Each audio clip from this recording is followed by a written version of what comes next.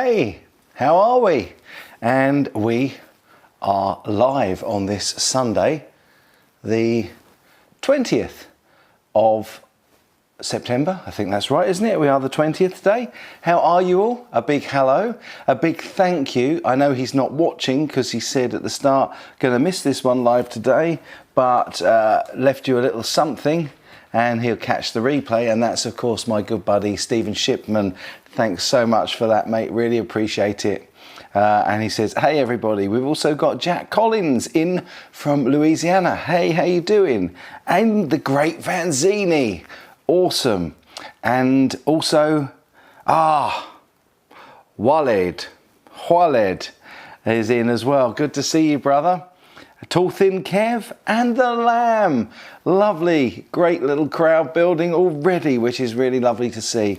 So, and also William De Silva. Good to see you, mate. Today, we're going to be talking about Jimi Hendrix because just this Friday gone, the 18th of September, marked 50 years since his death. And actually, that's why I have this. Obviously, I can't play it this way round, but of course, in tribute to Jimmy, I thought I'd better have a Strat in my lap today. And there's a little bit more of a close-up of it. It is the Glary, of course. There we go. And it's, as you can see from the wear on the neck, it's the one I play tons. Lefty guitarist, hello. Let me come back to the right camera. There we go. Good to see you as well. We've also got, you like the fact that I got your name right, Walid. Gavin James, good to see you. Hey, CGS, my man. Glad to be back with you live. Well, I'm really glad to have you here, buddy. We've got Rax Effects as well. Good to see you. We've got Ole Hansen or Ole Hansen or Ollie Hansen, however you pronounce it. And it's great to see you. First time live here. Well, a very warm welcome. And I'm really glad that you're here. Scott Guitars as well. Awesome. Great stuff. It's lovely to see you all in. So, I'll just have a quick see how the stream health is looking because we had a bit of an issue last week when we had a problem with the stream health, but it looks like the connection is excellent this week. So that's really good. We'll let a few more come in first. I think we're at 21 concurrent viewers at the moment. And, 22, take it back. 7 thumbs up and likes, so thank you very much for that. So we're doing pretty good so far. If you've got any questions for me tonight, just don't forget, just put at CGS at the front, like Gavin has there. Thank you, Gavin. And I will answer the questions if I can. William Hall, good to see you as well, my friend. Excellent. Got quite a little crowd building. So I have done a little bit of a Hendrix biography today, just to mark the fact that we are celebrating, or I suppose you could say commiserating the fact that we lost Jimmy 50 years ago. And it's quite amazing really, because it just freaks me out that he and I never shared the earth at the same time. And that is a really weird thing to know, that he was dead before I was born. Hey, Pete Brown as well. Good to see you, my friend. And Dale Palmer. Lovely to see you all. Excuse me. Don't worry, it is that same cough that I've had since about 8 weeks before Christmas. It's nothing sinister, I promise. The children, they've all had sniffles and colds. Last week, our youngest got sent home from school and we didn't take him for a test because he had the runniest nose you could imagine. And it's a cold. We don't need to go and get tested for colds. So that's spreading around. That's good to know, Pete, that you love Jimi Hendrix. I'm a big Jimi Hendrix fan as well. I remember as a teenager, I was turned on to Hendrix. There was an album released. Now I'm saying teenager, I was probably in my 20s actually, but there was a greatest hits of Hendrix, Jimi Hendrix, the Jimi Hendrix Experience. I'll spit it out right in a moment. And I remember listening to that all the time in the car. Still lamenting, great Vanzini is. And Warren H, good to see you as well, my friend. Really nice that everybody's come in. Lamb has a cold right now, caught it off his daughter, but feeling well. There you go, exactly. And Tall Thin Kev's 2 nieces had it. There's a lot of it going around, guys. There really is. It's not surprising. It's come to that time of year. And I think actually I get a little tickly cough, and there's a fly buzzing around in here, a little tiny fruit fly, and it just keeps catching my eye and flying around my head, which is unusual. It's probably because I had the door open to keep it cool in here, because it's actually still quite warm in the UK. We've been really fortunate. Warren H can't get enough Hendrix. Well, you're in the right place tonight, my friend. I'll just see how many we've got in. We got 26 in now and 17 likes.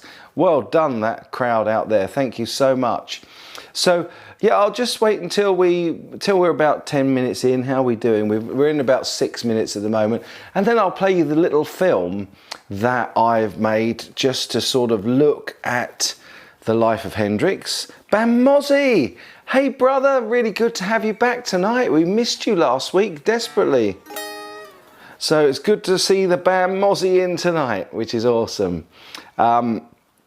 So yeah, I was just saying, I made a little movie or a little bit of a film of kind of a potted life of Hendrix, but I really just want to talk tonight and see what you guys think it is about, particularly about Jimi Hendrix, that makes him still so relevant and such a big influence on guitar in this day and age, 50 years after his death. So really keen to know what you think. So please type and chat about it in the chat with each other as well, because it is marking an occasion, and it's a sad occasion, but I would like this to be more of a celebration of his life. I'm also going to talk a little bit about some of the conspiracies that fly around about Jimi Hendrix and whether or not there's any kind of justification for them, because I do actually believe that there might be. It seems very strange, some of the things that went on, things surrounding his death, things surrounding the missing black Strat, loads of bits and pieces that happened in his life where he got involved with certain crowds and certain types of people, which not a lot of people know about. Not a lot of people know that. So there we are. Walid says, CGS, to answer your question in the title, learn Little Wing, and that's why he's still relevant today. Marvellous innovative technique and futuristic sound recordings. Absolutely. Little Wing is so beautiful. I do need to learn that actually, because it's one that it's a tricky one to play, and so I've actually never gotten around to learning that one.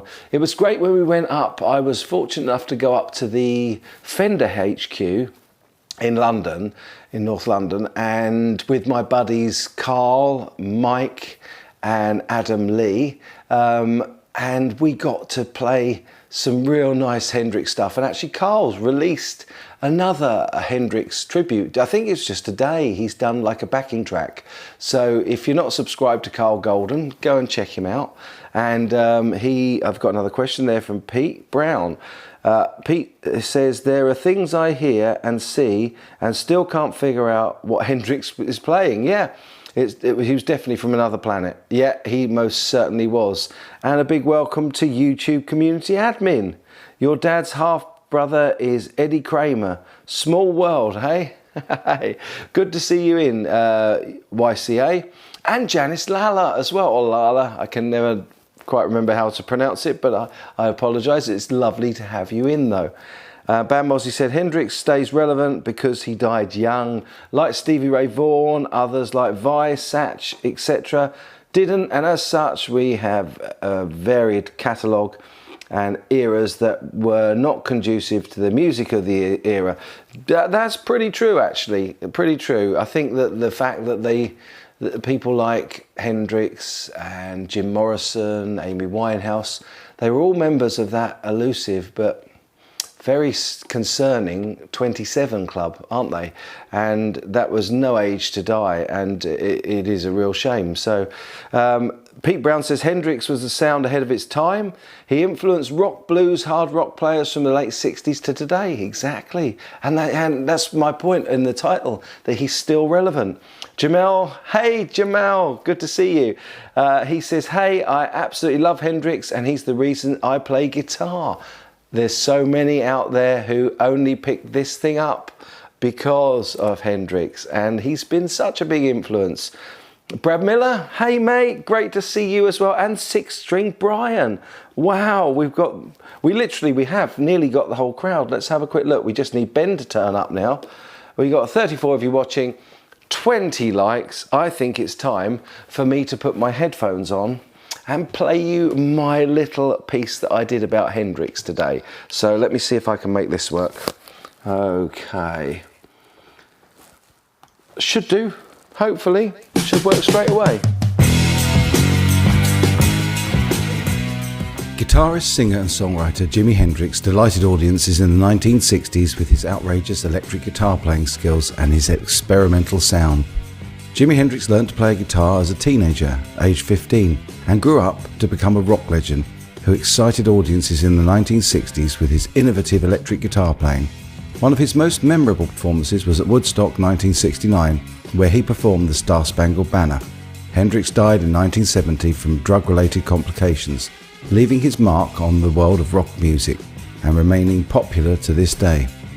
Hendrix was born Johnny Allen Hendrix, later changed by his father to James Marshall, on November the 27th, 1942 in Seattle, Washington.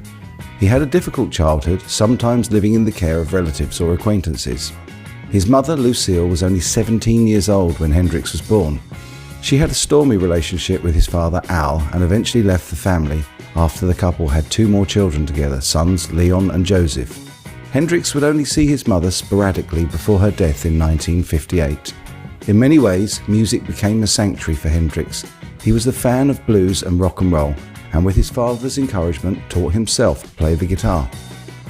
When Hendrix was 16, his father bought him his first acoustic guitar, and the next year, his first electric guitar, a right-handed Supro Ozark that the natural lefty had to flip upside down to play. Shortly thereafter, he began performing with his band, the Rocking Kings. In 1959, he dropped out of high school and worked odd jobs while continuing to follow his musical aspirations. In 1961, Hendrix followed in his father's footsteps by enlisting in the United States Army. While training as a paratrooper, Hendrix still found time for music, forming a band named the King Casuals. Hendrix served in the army up to 1962 when he was honourably discharged after injuring himself during a parachute jump. After leaving the military, Hendrix began working under the name Jimmy James as a session musician, playing backup for such performers as Little Richard, B.B. King, Sam Cooke and the Isley Brothers.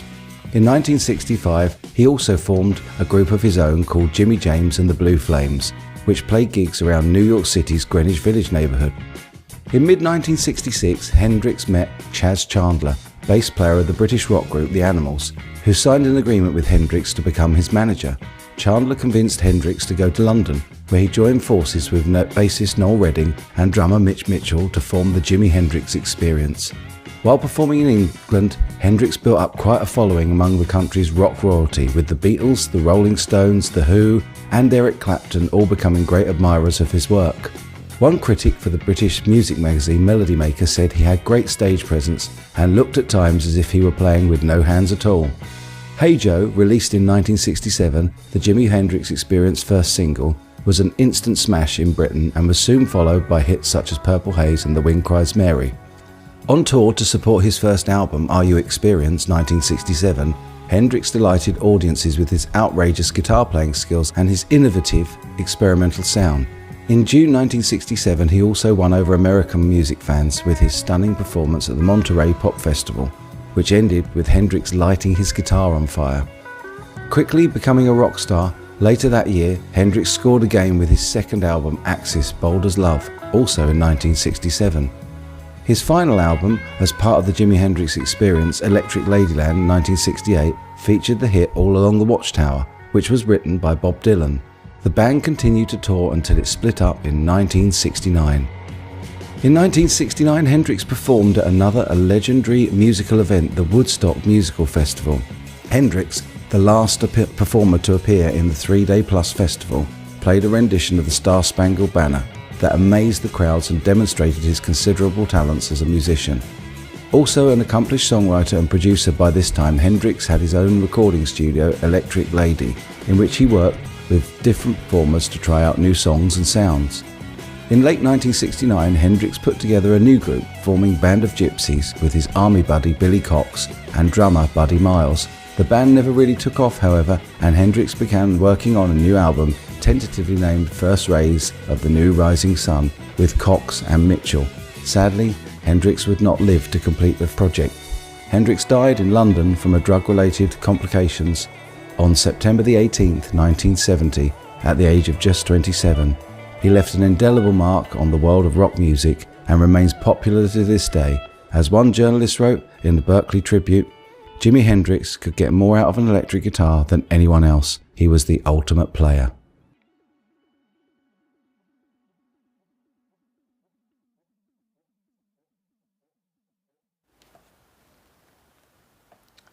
So there you go, a little bit of background for you about Hendrix and his life, a real short potted history there.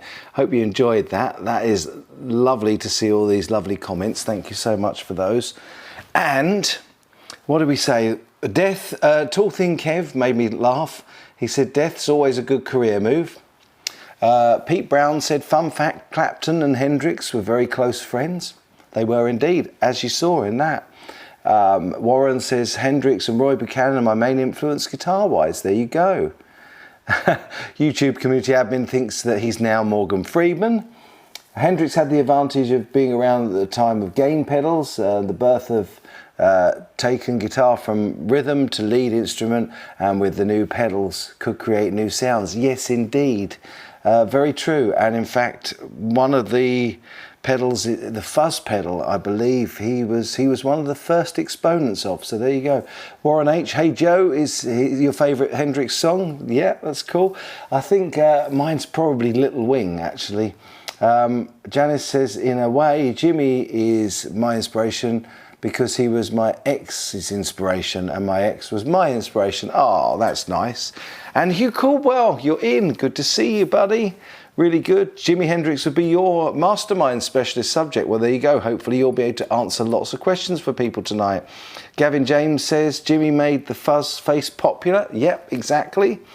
Warren H says, can we give this live stream more thumbs up, folks? Well, thank you so much, Warren. Yeah, I just hope everybody's enjoying it. Let's see. Rax Effects still has an original Electric Ladyland double album his dad bought him back in the day. You were 13 when he died. Well, there you go. You're 13 and a bit years older than me. I wasn't born. In fact, I don't even think I was coming close to being conceived, I don't think, even when he died. So there we are.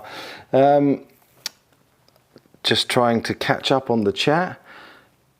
How many albums can you buy now? A couple of £100 out and one and in the can. Yeah, absolutely, one in the can. Yeah, he had three albums, as I showed in the video there. There was Are You Experienced, Axis Boulder's Love and Electric Ladyland.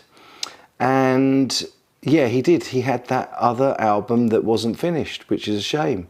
I don't know if we can actually hear any of that stuff. I'm sure it must have been released. Please don't forget to leave a like and subscribe if you haven't. Ah, thank you, Bam Mozzie, bless you. Studio Shamil, Mikhail is here. Great to see you, mate. Really lovely to have you in. You've never been a fan, but undeniable he got massive talent and creativity. Yeah, absolutely. Even if you're not a big fan of his music, you can appreciate his influence on the music world. Really, really cool. And it's so nice to have you in, Mikhail. I'll get it right. I'm terrible, aren't I? Terrible. Bam Mozzie was born in 72. There you go, mate. You're a year younger than me. I was born in 71. Jamal was born in 74. Way too late. Yeah, he died in 1970. You're absolutely right. He died on Friday, the 18th of September, 1970. Another little fun fact here, that was also a Friday this year. And when I looked, if you take any anniversary and find the 50th year of it, it will always be on the same day. How about that? I didn't know that until today. So don't forget smash hits. Oh, did somebody say, is the great Vanzini in? Have I missed you somewhere? Someone's saying hello. Janice is saying hello.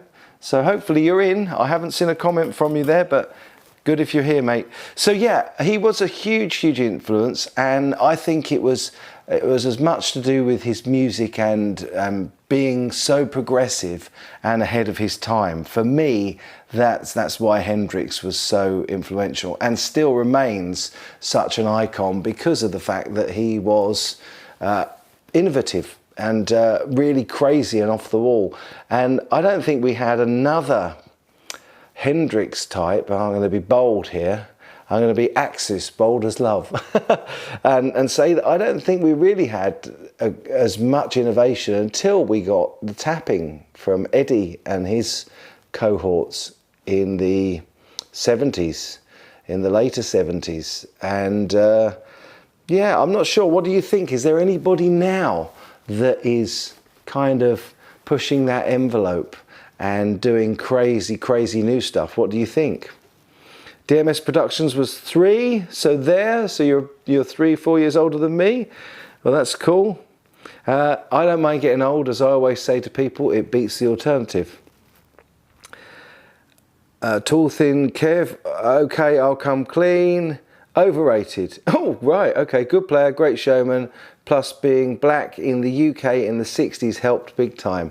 Yeah, absolutely, there was that aspect of it, and of course it was much more novel rather than commonplace as it is now, back in the 60s. Great Vanzini, I was baling hops when we heard the news on the radio. Oh, wow. My goodness. I think Tosin Abassi, that's a good shout, William De Silva. Yeah, he's Animals as Leaders. He's a really innovative technician, and that's what Hendrix was. And not a lot of people realise that although he couldn't read music and didn't really follow music theory that much, he was very technically proficient. I think that because of all the session work he did early on in his life, yeah, I think that's probably why it was. Terry Keith was very innovative, Brad Miller says. Yes, sorry, Terry Kath. I don't know, Terry. I'm going to look him up now. I was thinking of somebody else, but it actually wasn't Terry Keith. What was the guitar player Keith? Somebody Keith. Anyway, that's my brain. There's that fly again. Go away, fly. Taylor315 says, Mike, you have a great narrator voice. I think that you should be, that should be your new career choice. You'll be very good at it, along with continuing to produce videos for us. Yeah, well, thank you very much. I have actually done, believe it or not, a little bit of voiceover work. And yeah, I enjoy it. I enjoy it. And it might be all I have left soon, the way things are going. But hey, as I said, I'm still here. That's the main thing. Let's have a see. What else? Anybody else got any at CGS in the front? The new docu-film Live in Maui is coming. New single on YouTube yet? The new... Yeah. Santana, Zappa, Gilmore. Yeah, absolutely. I agree, Bam Mozzie. But they were innovative, and yeah, I'm going to have to agree with you about all three of those being very innovative. But I don't think they changed the face of music. You know, there have been acts like the Beatles and Elvis Presley and Jimi Hendrix and Buddy Holly, who, when they've come on the scene, they have just changed the face of music. No, I know Eddie wasn't the first with tapping. No, I know there were people that did it before, but he really brought it to... It's like Hendrix wasn't the first to use fuzz and distorted tones and pushing the amp hard, but kind of brought it to the fore and became the flag, the standard bearer for it. So Ace Frehley, yeah, I'm not the biggest fan of Ace Frehley. And I wouldn't necessarily call him that much of an innovator. Dave Simpson, thanks for that, Scott Guitars. Yeah, well, he's definitely an innovator. Okay, thank you, Hugh. Terry Kath, guitarist of Chicago. Right, okay. Now, I obviously do know him. Got to see him in concert twice. Tickets were $4.50 and $5.50. Wow, how cool is that? Alan Holdsworth. Well, you know, funny thing is, I liked Alan Holdsworth, but I was a bigger fan of his old cohort, Ollie Halsall. And I've got to do a video on Ollie someday, because he was a left-hander, and he was like Hendrix was, and he was an absolutely incredible feel player. He was technically amazing as well, but yeah, and I don't know if you've seen the old the blue Traff guitar. That was pretty wicked. Tom Morello brought a lot of inspired ideas. Bab Miller says, sorry, CGS guitarist from Chicago. Yep, Hugh's already there, mate. Thank you. That's cool. Yeah, I like Chicago. There's that fly. Can you see it? Gee. One bloke who no one's heard of is Bill Kirchen, the only one who I've seen doing pedal steel bends on a telly without a slide. Wow. Thanks for that, tall thin Kev. I'll try and check him out. Bill Kirchen. I do often go back through these comments, the live chat comments after the show, if I've seen some cool stuff to look up. CGS, have you heard much of Roy Buchanan? I know the name. Tell me a bit more about him, by all means, and we'll talk about that. Play Foxy Lady, please. No, I can't play anything because, well, I can only play it acoustically.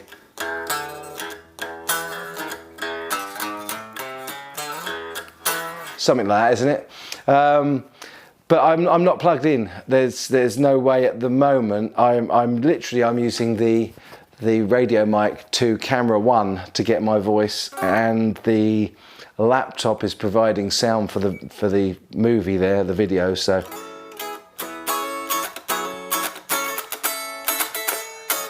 see, sorry DMS. Yes, you're absolutely right. Ace Frehley did used to do tapping around the same time as Eddie. So there you go. Yeah.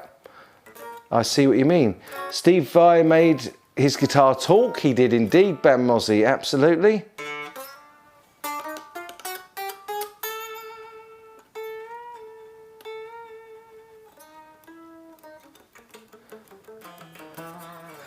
A lot of new guitarists don't understand Jimmy at the beginning, but how start progress on the instrument, then come back and understand Hendrix. Yeah, I think I'm getting what you're saying there, absolutely. And that's Taron Val. Hello, good to see you. And the Neil Q as well, hello. Hendrix loved Kath's playing. Right, there you go. Okay, so that's probably where that link came from. So, yeah, there's loads and loads of reasons why I think Hendrix was really influential, and also why his legacy is so long lasting. But there was some controversy as well, and certainly around his death.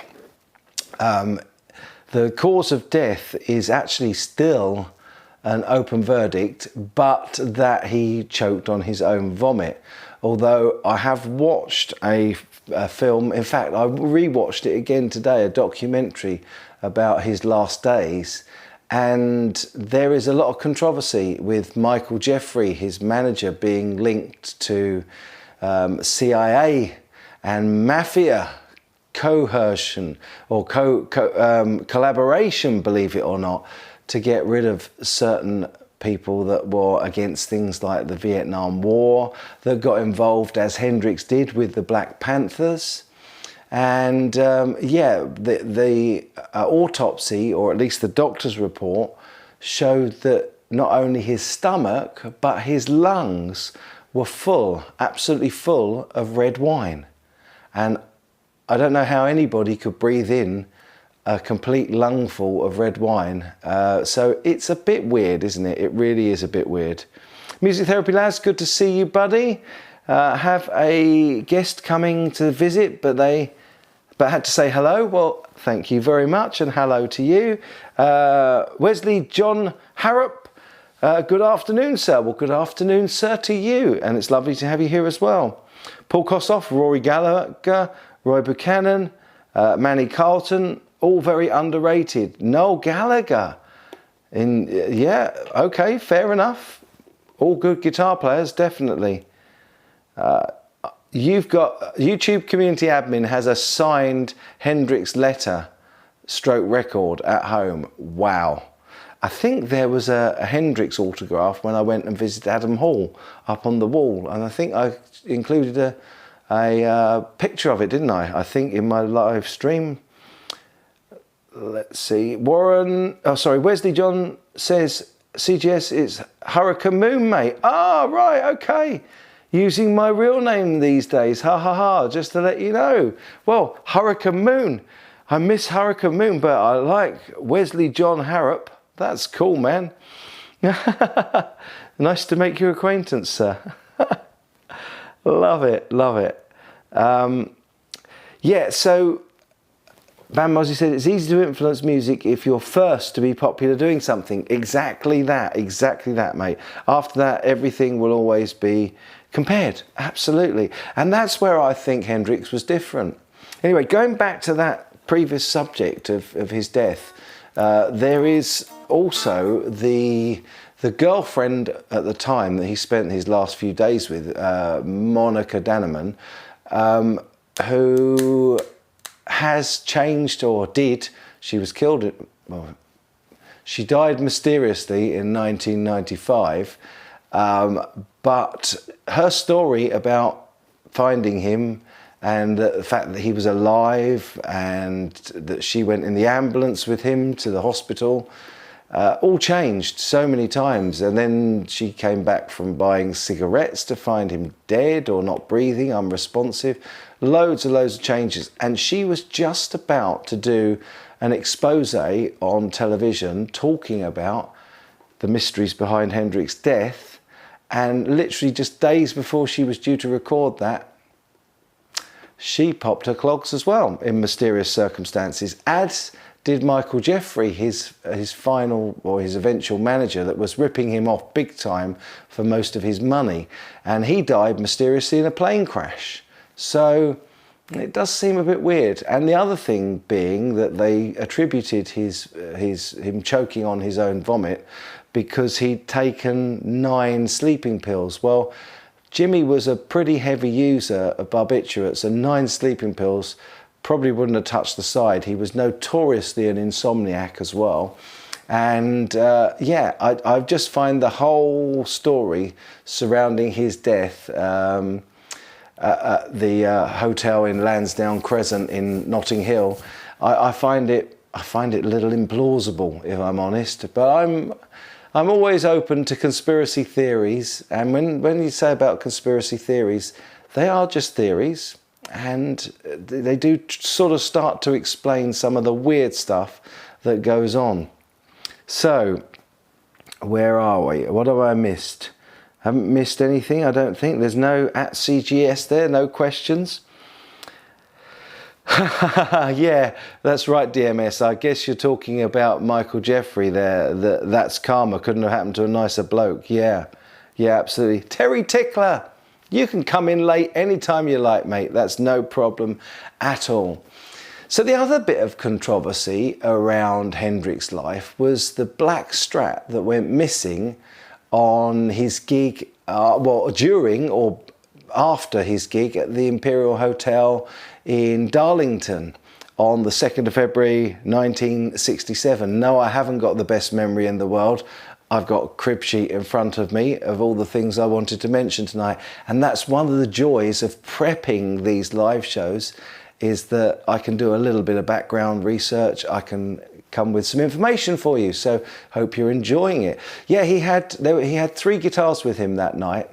and the black Strat that went astray actually is apparently supposed to have turned up again in Darlington, and somebody said they paid 20 quid for it.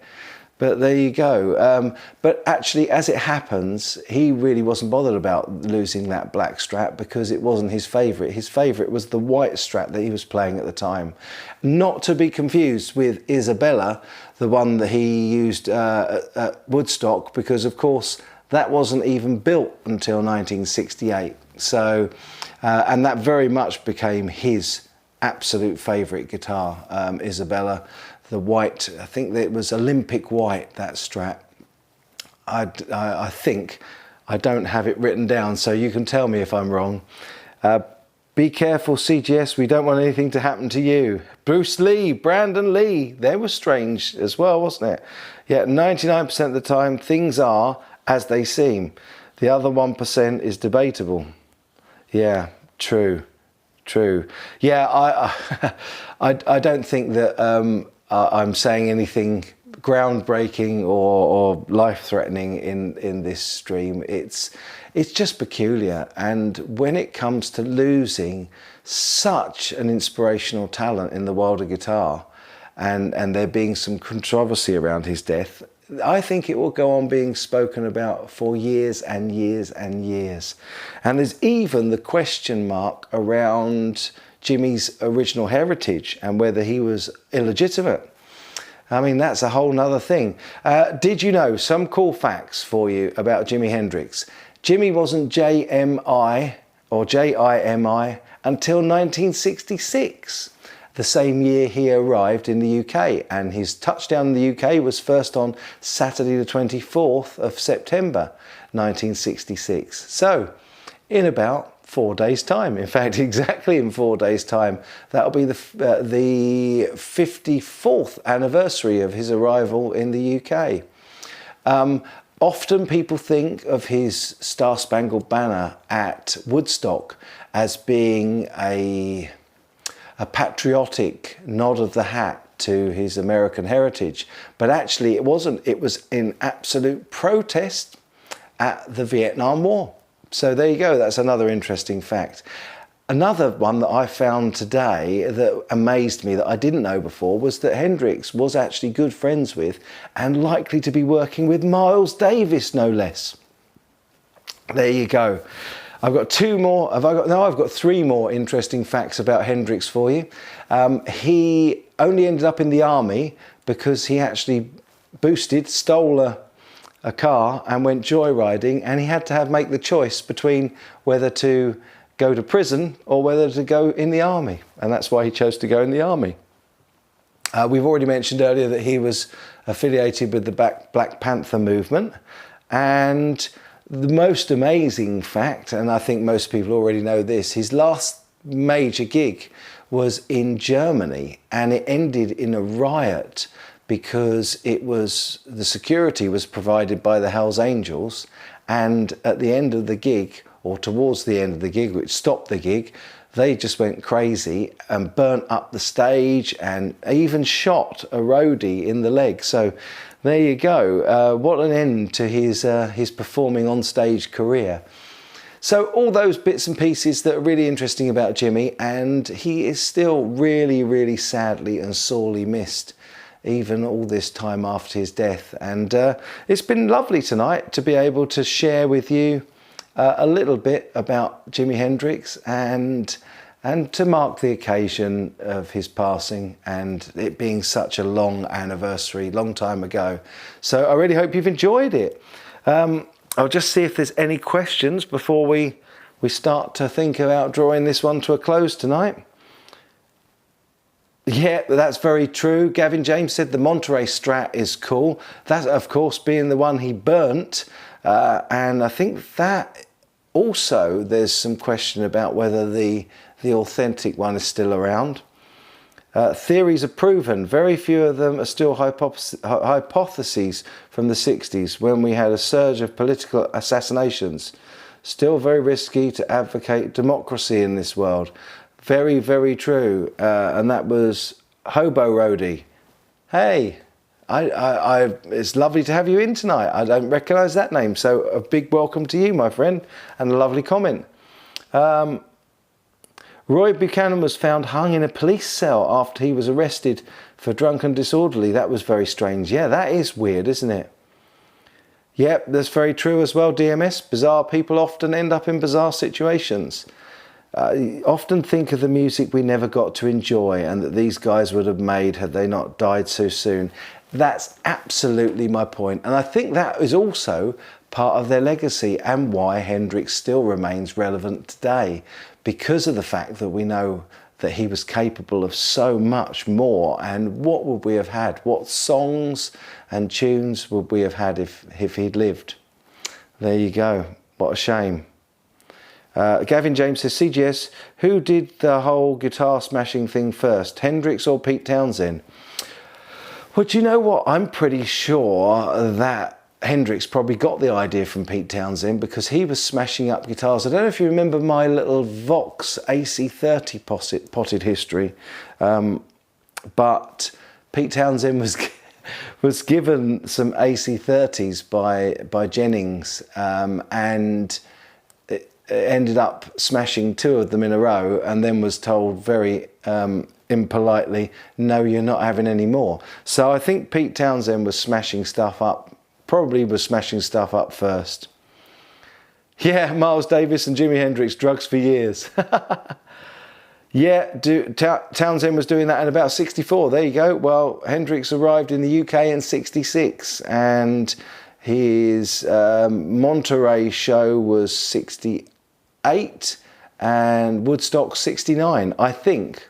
Again, not stuff I've written on my board. George Hen, hey man, good to see you, brother. I'm in my 20s. I played drums in a hardcore band. One time we played a show at a bar where they hired a biker gang to do security and paid them in free beer. It turned into a riot. Often will, won't it? Feed a load of Hell's Angels lots of beer. I think that's a good thing to do. Pete Townshend was first to smash his guitar on stage. There you go. You got it from the authority that is Bam Mozzie. He's usually 100% right. Yeah, sadly, many of them passed away. Yeah, and as Miles did, that was Rax Effects. Yeah. Thank you, DMS, and thank you, Bam Mozzie. There you go. Townshend smashed a Rickenbacker in 64. Well, there you go. We're getting all the exact facts now. Great stuff.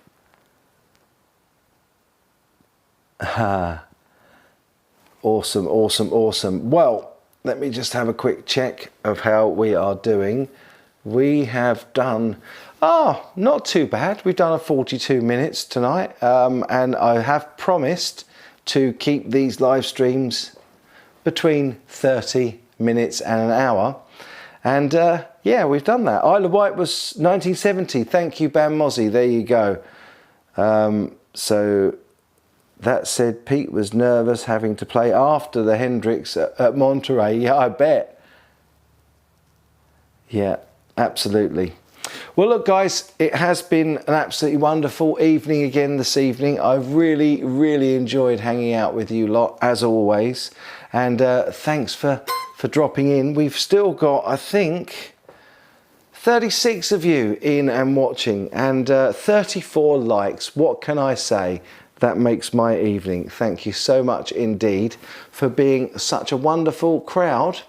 And I will be back really soon with Tone Tuesday and Fretted Friday this week.